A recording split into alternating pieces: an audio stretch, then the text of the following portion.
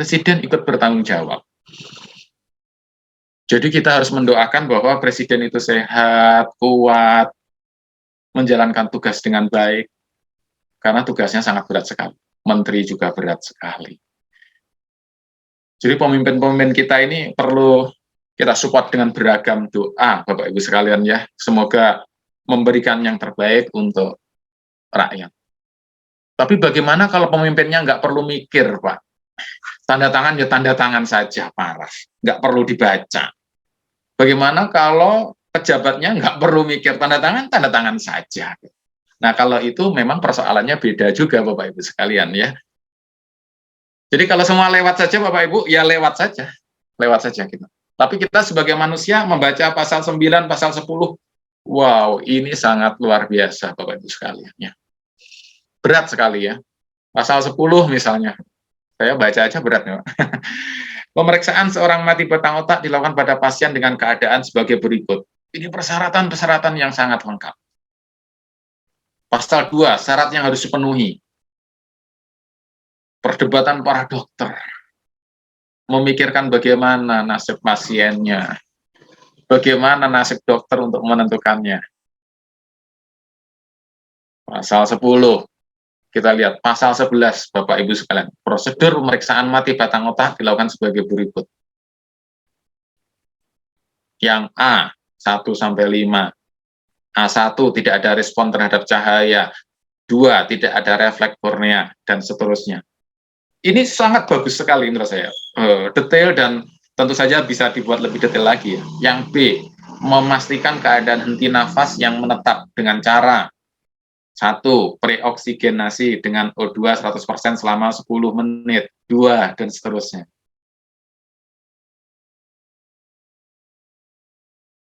Ini benar-benar luar biasa peraturannya menurut saya. Kemudian yang C, ada tes A, refleksia. Yang D, yang E. Pasal 12, penetapan waktu kematian pasien. Juga sudah ditetapkan. Bapak Ibu nanti bisa sambil mencermati ya di sini. Nah, kalau sebelum ke postmodern ini, barangkali Bapak Ibu, Pak Dimitri barangkali, monggo, ada sharingnya. Saya sengaja mengangkat case ini dengan Pak Angger ini ya. Ini menunjukkan sebuah bidang sains yang berkembang pesat sejak tahun 1950.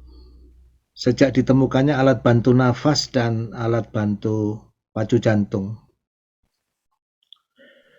Ya, ini baru muncul perdebatan ini dan sebagai gambaran bagaimana sains ini nggak pernah lepas dari hermeneutika, interpretasi.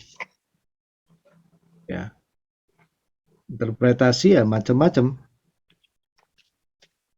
Tadi karena perlu payung hukum, maka interpretasi hukumnya dari sisi hukum, kenegaraan, kehidupan bermasyarakat, muncullah PMK 2014 itu. Dan beberapa negara ada sedikit variasi dalam peraturan. Ya, maksudnya untuk melindungi kasus-kasus yang ada ya. Nah, tadi ditampilkan juga di buku itu ada bahasan fikih ya, ada bahasan menurut para ahli agama. Kebetulan di Indonesia ini mayoritas Islam, tapi saya rasa diskusi yang sama akan muncul ya di berbagai agama ya.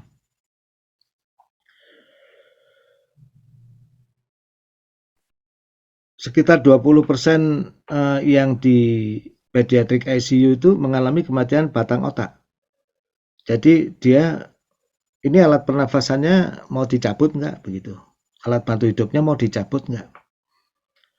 Nah, ketika secara definisi saintifik itu diakui sebagai realitas ya, diinterpretasikan benar ini realitasnya ya betul-betul mati, itu dicabut sah-sah saja karena sebetulnya tubuh yang kelihatan bernafas dan berdetak jantungnya itu udah jenazah. Ya, tapi Bapak Ibu untuk menambah hangatnya permasalahan bahwa masalah itu belum selesai ya, bahwa sampai sekarang itu sebagian di Jepang, di Cina maupun di Indonesia ya, itu itu belum bisa menerima ya bahwa keadaan dia dianggap masih bernafas dan jantungnya masih berdetak itu walaupun pakai mesin itu dianggap masih hidup. Ya, Bapak, Ibu-ibu bisa cek fatwa ulama masing-masing, bisa jadi seperti yang saya sudah cek itu Abdullah bin Bas yang terkenal dari Arab itu juga mengatakan tidak boleh mencabut alat bantu itu. Bisa dihukumi membunuh. Nah, kayak gitu ya. Jadi tidak sederhana kalau tadi itu ada kesepakatan para ahli fikih Islam tahun berapa itu tidak menyatakan bahwa semua para ahli agama itu sudah menginterpretasikan hal tersebut. Jadi di sini secara aksiologis itu antara religion, filosofi dan sains itu beririsan. Nah, poin ini yang memang sengaja kita hendak diskusikan untuk memberikan sebuah gambaran ya. Seringkali nanti yang diteliti Bapak Ibu itu ada aspek-aspek value bond ini yang terikat nilai. Ya, apalagi Bapak Ibu misalnya buat mesin learning untuk mendeteksi cancer. Itu selalu ada aspek nilainya itu, value-nya. Karena orang kalau sudah divonis cancer itu ada pengaruhnya ke segala hal, Pak. Yang tadinya dia misalnya berkesempatan masuk Google bisa nggak masuk Google, yang tadinya dia dianggap capable ini dan seterusnya.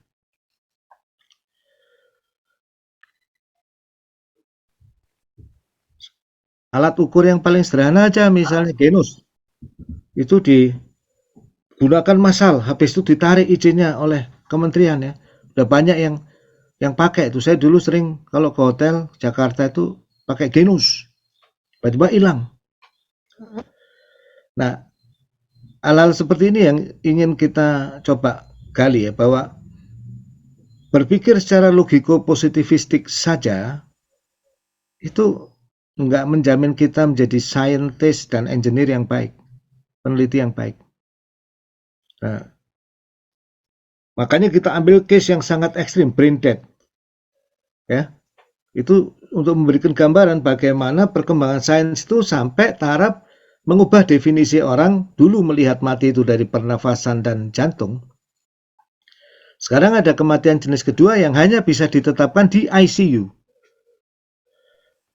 Ya, orang dalam keadaan diberi nafas dan pernafasan dan picu jantung bantuan.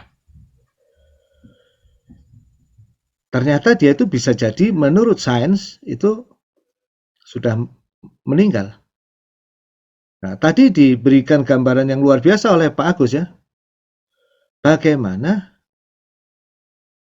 paradigma yang berbeda itu bisa memandang berbeda. Karena betul sekali Pak Agus.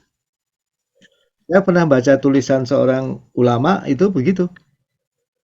Kehidupan vegetatif yaitu nafas dan jantung, saking berharganya kehidupan tuh tetap nggak boleh diakhiri. Itu. Nah, tapi para ulama pun berbeda pandangan ya. Sama-sama menggunakan Al-Quran dan hadis. Nah, penetapan keputusan fikihnya bisa berbeda sebagaimana kesepakatan fikih yang tadi sudah disebutkan tahun 81 tadi ya.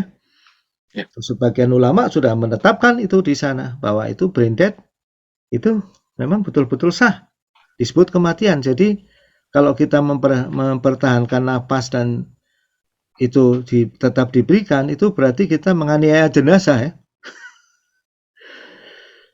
Nah, saya ingin menambahkan sedikit supaya bisa dirasakan ya betapa tanggung jawab sosial kita sebagai saintis dan engineer itu tidak kecil ya. Semua itu perlu melihat aspek hermeneutikanya juga. Ya. Contoh yang paling sederhana kalau kita mengukur IT maturity level di sebuah perusahaan. Kita nyatakan dia kematangannya 2 dari skala 5. Itu interpretasinya mungkin direktur IT dan seluruh kepala divisi IT maupun seluruh staf itu mayoritas harus dipecat ya. Nah itu harus kita pertimbangkan, tidak hanya secara logiko-positivistik bahwa ini penafsiran dari komisaris, penafsiran orang lain, hermeneutikanya apa. Kemarin ketika saya menulis terakhir, nanti saya share ke Bapak Ibu, saya berkali-kali nulis tentang COVID, karena memang 2 tahun terakhir ini menekuni data science, digabung dengan analisis sistem dinamik dengan Lyapunov stability analysis yang dari bidang kontrol. Itu cukup lumayan kekuatan memprediksi, dan memang COVID itu belum hilang Pak. Tapi semakin ke sini saya nggak ingin terlalu keras untuk mengkritik situasi, karena kita harus melihat dari sudut pandang yang lebih luas. Bagaimana anak-anak di kampung itu sudah lama sekali nggak belajar, makin rendah kemampuan belajarnya karena mereka praktis nggak belajar Pak, waktu online tuh main bola. Banyak juga nggak punya handphone, yang punya handphone pun 1 dipakai ber-5. Itu kenyataan di kampung seperti itu, karena saya punya besan-besan di kampung, saya paham. Bagaimana ekonomi wong cilik yang masih sangat bergantung yang fisik dan lain-lain. Jadi saya tetap nulis sebagai kewajiban kita sebagai pengamat saintis. Hermeneutikanya saya sengaja lepas ya. Saya nggak mau mengkritik institusi manapun, WHO dan lain-lain yang sekarang juga udah kebingungan lihat transformasi COVID ini karena banyak hal lain yang perlu dipertimbangkan. Orang yang kehilangan kesempatan untuk berinteraksi sosial itu semakin turun, social intelligence, emotional intelligence dan lain-lain. Nah, jadi ini mungkin bisa memberikan gambaran. Nanti itu sebagai salah satu tugas untuk absensi kita hari ini, Pak ya. Kan itu tentang brain death. Bukunya udah saya share, Pak. Bagus sekali, 2019, tulisan dokter Indonesia ya. Dan nanti suatu saat Bapak Ibu kalau mengalami ada family jauh dan lain-lain tuh nanya itu kan sudah siap juga ya. Paling nggak sudah paham. Kalau dokter itu nggak ngawur, dia ada step-stepnya. Nah, kalau sikap yang mau diambil keluarga ya terserah Pak, kita tidak mau memfinalkan sesuatu yang seharusnya memang nggak final.